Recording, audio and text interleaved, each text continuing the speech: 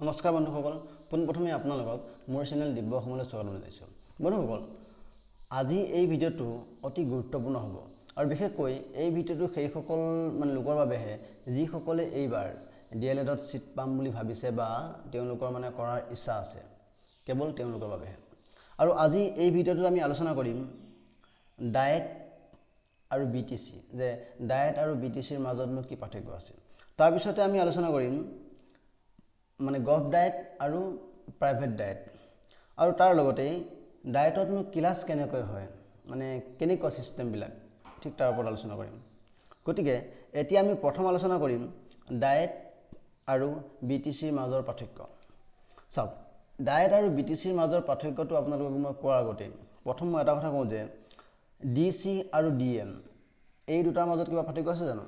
যে DM হৈছে district magistrate আৰু DC হৈছে ডেপুটি কমিশ্যনাৰ। গতিকে দুয়োজন একেই মানুহেকে ঠাই লৈ লৈ বেলেগ বেলেগকৈ কয়। কোনোবাই কয় কিছুমান ঠাইত কয় DC বুলি আৰু কিছুমান ঠাইত কয় DM বুলি। ঠিক একেদৰে ডায়েট আৰু BTC ইয়াৰ মাজত কোনো পাৰ্থক্য নাই, দুয়োটাই একেই কাম।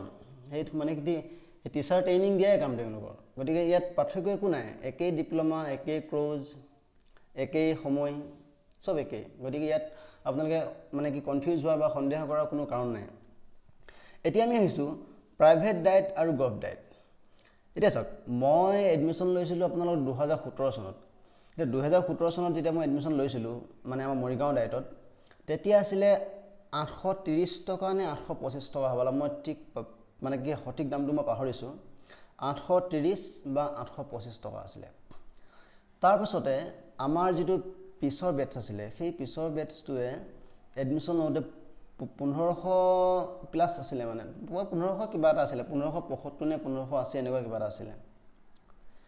এতিয়া কি ঠিক আপোনালোকৰ কাৰণে 2200 টকা হ'ব পাৰে কি ঠিক, হেৰিত হ'লে, এই চৰকাৰীত হ'লে।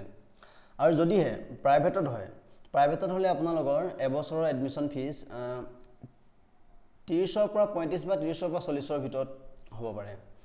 টোটেল কোৰ্চটো আপোনালোকে কৰোঁতে 60,000 পৰা 80,000 ভিতৰত আপোনালোকৰ কমপ্লিট হৈ যাব। কিন্তু আপোনালোকে যদিহে চৰকাৰী ডায়েটত কৰে তেন্তে অতি বেছি 10,000 টকা, মেক্সিমাম 10,000 আপোনালোকৰ গোটেই কোৰ্চটো ক্লিয়াৰ হৈ যাব।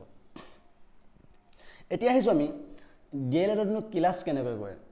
বন্ধুসকল, এটা কথা কওঁ এইখিনিতে মই, আপোনালোকে DLED কৰি যিমান আনন্দ পাব, যিমান মজা পাব, কি ঠিক সৰুৰ পৰা আজিলৈ কেতিয়াও ইমান আনন্দ পোৱা নাই।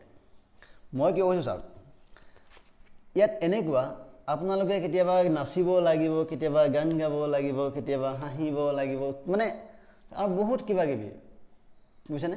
আৰু যিবিলাক আপোনালোকে ইয়াত ফ্ৰেণ্ড পাব, যিটো আপোনালোকৰ ফ্ৰেণ্ডৰ চাৰ্কল, তাত কি এনেকুৱা, আমাৰ বিশেষকৈ কলেজত এনেকুৱা আছিলে, অলপ কোনোবা এজনে যদি অলপ পঢ়া শুনা বেছি পায়, ই বেয়া পায় বা ইয়াক মই কেনেকৈ পিছ পেলাওঁ, কিবাকৈ অলপ কি কম্পিটিশ্যন থাকে। কিন্তু এই ডায়েটত যায় বা DLEDত যায়, ইয়াত কি কম্পিটিশ্যন বোলা সেইটো ইমান এটা নাথাকে। ইয়াত সকলোৱে ইজনে সিজনক বহুত কি ৰেচপেক্ট কৰে, এনেকুৱা নিচিনা। গতিকে বহুত ভাল লাগে। এটা এনেকুৱা লাগে জানো কি আমি সৰু আছিলোঁ জানো। আপোনালোকে গ'লে গম পাব, এনেকুৱা ফিল কৰিব কি সৰু কালৰ নিচিনা, কি সৰু বাচ্ছাৰ যেনেকুৱা ঠিক তেনেকুৱাই। নাম গাব লাগিব, নাম গাই আমাৰ নামটোও ক'ব লাগিব, ঠিক এনেকুৱা নিচিনা। নাম গাই গাই কিবা ক'ব লাগিব, কিবা গান গাব লাগিব, নাচিব লাগিব, যি কৰিব দিয়ে। আৰু লগতে ক্লাছটো যে এতিয়া চাওক, ক্লাছটো আপোনালোক এনেকুৱা ঠিক শংকৰদেৱৰ শংকৰদেৱ বিদ্যা নিকেতনৰ নিচিনা। ৰেহাই নাই, একদম কৰিয়ে থাকিব লাগিব। আপুনি যেতিয়াই যাব, যোৱাৰ পৰা ওলাব নোৱাৰিব, একদম যেতিয়া ছুটি হ'ব তেতিয়াহে ওলাব পাৰিব। একদম বহুত ষ্ট্ৰিক্ট। মই বেলেগ ডায়েটৰ কি মই নাজানো দেই, মই বিশেষকৈ মই মৰিগাঁও ডায়েটৰ কথা কৈছোঁ। একদম ওলাব নোৱাৰিব, বহুত ষ্ট্ৰিক্ট। কি পাঞ্চ মেচিন আছে, আপুনি যাওঁতে দিব লাগিব, আকৌ আহোঁতে দিব লাগিব, ৰেহাই অকণো নাই। গতিকে সেনেকৈ আৰু বহুত ভাল লাগে। আপোনালোকে যদি সঁচাকৈ ছিটটো পায়, বা মই আশা কৰোঁ আপোনালোকে ছিটটো যাতে পাওক। যদি পায় আপোনালোকে কিন্তু এটা ডাঙৰ এক্সপিৰিয়েঞ্চ পাব, যিটো কি ঠিক আজিলৈ জীৱনত কেতিয়াও পোৱা নাই। আৰু যিটো সঁচাকৈ যিটো ফ্ৰেণ্ড চাৰ্কল, সেইটো ফ্ৰেণ্ড চাৰ্কল ইমানেই ভাল লাগে, আপোনাৰ গোটেই জীৱন ৰৈ যাব। বহুত ভাল লাগে, কি ইজনে সিজনক সন্মান কৰে, বহুত ৰেচপেক্ট থাকে মাজত। মানে কোনো হিহা ভাৱ নাই বা কোনো ধৰি লওক মানে কি কাজিয়া পেচাল নাই, ঠিক এনেকুৱা নিচিনা বহুতেই ভাল লাগে। বাৰু যিখিনি বন্ধুসকল, যদি সেই ভিডিঅ'টো আপোনালোকৰ ভাল লাগিছে তেন্তে লাইক কৰিব, শ্বেয়াৰ কৰিব। আৰু লগতে এটা কথা কওঁ, এই যিহেতু আমাৰ অসম টেট আহি আছে, অসম টেটৰ কাৰণে মোৰ চেনেলৰ পৰা আপোনালোকে যিকোনো ষ্টাডি মেটেৰিয়েল হওক বা কুৱেশ্যন এনচাৰ সদায় পাবলৈ সক্ষম হ'ব। যদিহে এতিয়ালৈ আপোনালোকে কোনোবাই যদি মোৰ চেনেলটো ছাবস্ক্ৰাইব কৰা নাই তেন্তে মই অনুৰোধ কৰিছোঁ আপোনালোকে অতি সোনকালে মোৰ চেনেলটো ছাবস্ক্ৰাইব কৰি ল'ব, কাৰণ আমি অতি সোনকালে টেটৰ কাৰণে কুৱেশ্যন এনচাৰ দিবলৈ আৰম্ভ কৰিম। আজিলৈ ইমানতে সমাপ্ত বন্ধুসকল, জয় আই অসম।